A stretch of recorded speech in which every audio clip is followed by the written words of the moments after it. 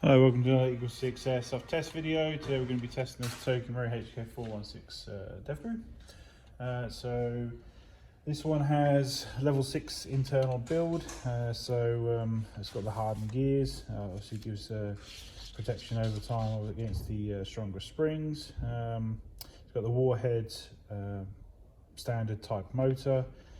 Obviously a very efficient motor. It's got the gate Titan basic, so for the increased trigger response we've done small modification to widen the holes in the stock here just so you can fit larger 2600 battery. We'll be providing one of those 2600 batteries, and Prometheus purple hop rubber setup with Tightbore barrel and spring guide in there. So that equates to our level 6, so